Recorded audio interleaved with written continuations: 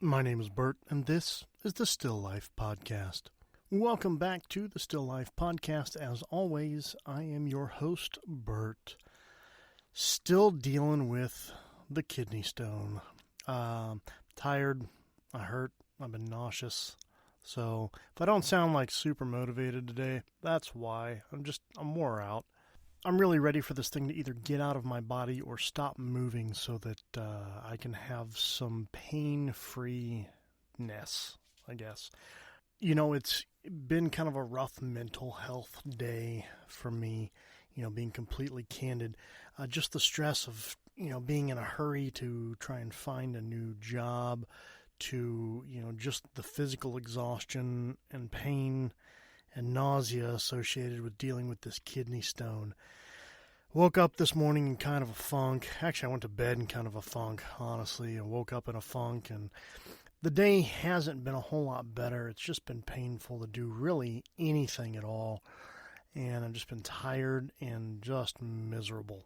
And, of course, with the nausea, just having my eyes open, any kind of light or anything just really makes it worse. In fact, I'm sitting here and I'm super dizzy right now, which trying to do a podcast and being super dizzy isn't the most exciting thing or fun thing I have ever done. But here we are. I really need to do a better job, and a lot of us really need to do a better job with being more transparent about our mental health. Something I was thinking about this morning was that I attended this Zoom seminar yesterday, talking a little bit about, kind of behaviors and traits that we learn. And for veterans, a lot of times we associate those traits or those behaviors, good or bad, to our deployment. And, come to find out, those kind of manifested and amplified those behaviors. But really, a lot of those behaviors and traits were learned in our childhood, most often from our parents and grandparents. Sometimes those remanifest themselves the same, sometimes not as much, or sometimes worse than they were when we learned them, or worse than they were, I guess, being displayed in our parents. And, really it led me back to The Greatest Generation. And while The Greatest Generation was, in fact, pretty freaking great, they were really terrible at acknowledging mental health. And in a lot of ways, it did us more harm than good. Several generations removed now, we're struggling with, suicide and overall depression and things like that. And that's because it was, stigmatized that, discussing mental health and discussing traumas and, being sad or upset or crying or whatever was frowned upon, and it was a sign of weakness. And in all actuality, the contrary has proven to be true time and time again. So I find myself sitting here trying to talk more openly and more candidly about my own mental health, not just how it's been previously, but how it is currently. And yeah, today for me just sucks. I'm in a low spot, and just putting it out there, and acknowledging that verbally, it helps a little bit. Obviously, if I can get this stupid kidney stone to quit causing so much pain, that will help my mood considerably. And another big thing is, of course, finding a source of stable income, because right now I don't have one. So, those are two gigantic stressors right now that are really just wearing on me.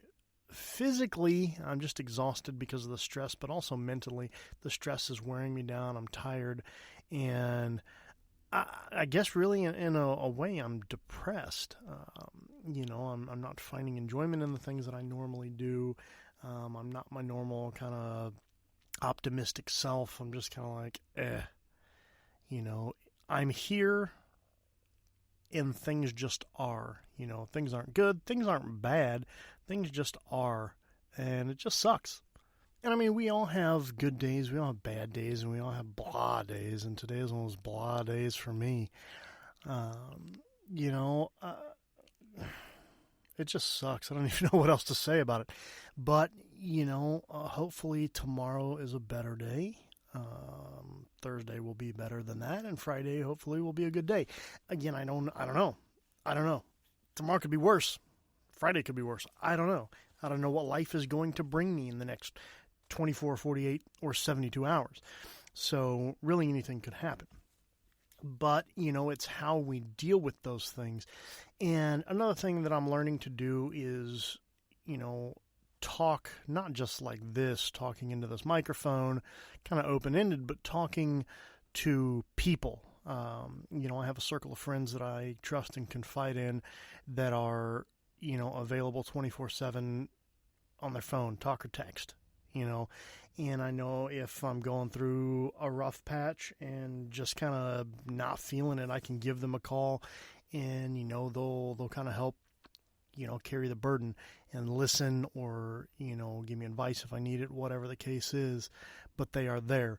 Some of them are friends that I've had for years. Some of them are friends I've made in the last year through MVP, but I have that circle that is able to support me when I get to feeling like this. In fact, shortly after I'm done recording this and I get it uploaded, I'll be shooting a text over to one of my buddies and just saying, hey, kind of going through it today.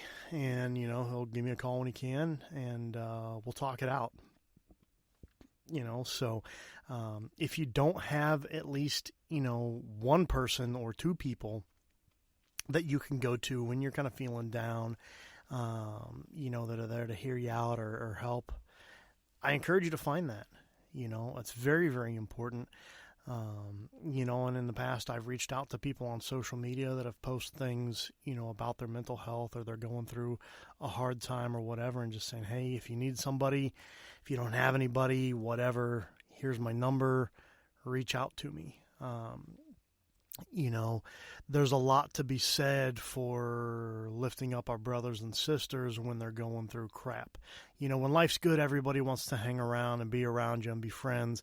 But it's when you're really going through, for lack of a better term, the shit that, you find out who your true friends are and who the true helpers are and who's going to be in the trenches with you while you're going through that.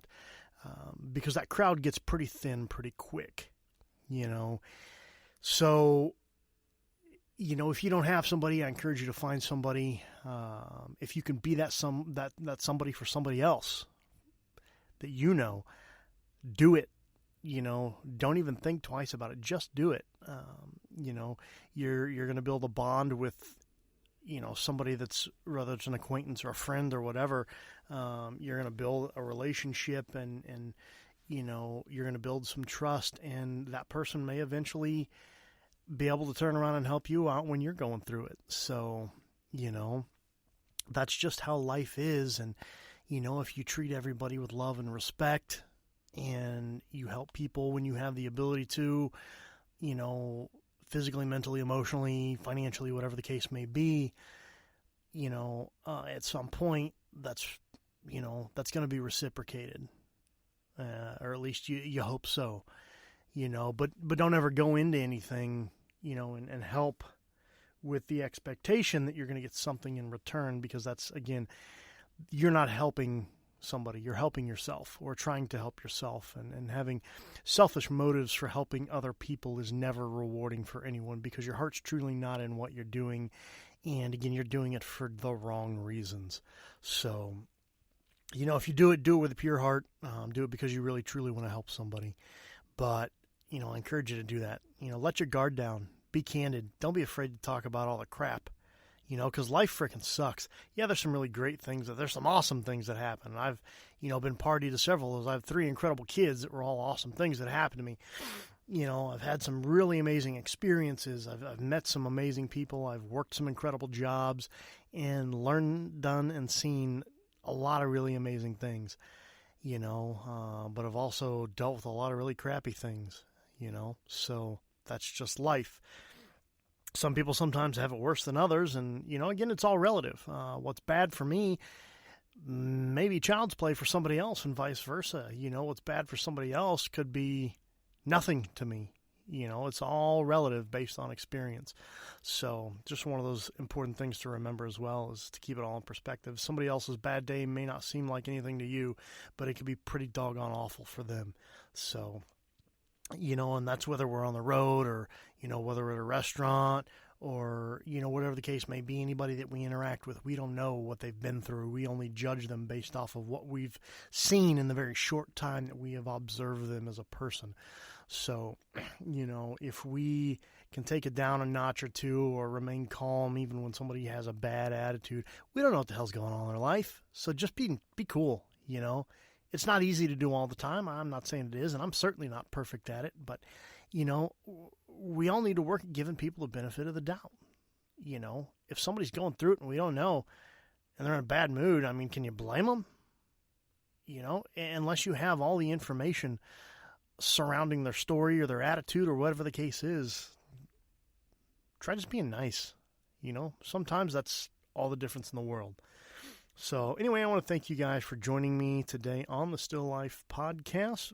As always, for questions, comments, topic ideas, or suggestions, or to be a sponsor of the Still Life podcast, you can reach us, thestilllifepodcast@gmail.com. That's thestilllifepodcast@gmail.com. We are on social media. The Still Life podcast is on Instagram. We are also on YouTube. And as of yesterday, we are now on Facebook.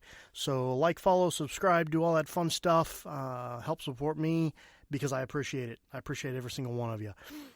So thanks again for joining me today on the Still Life podcast, and we'll talk again soon.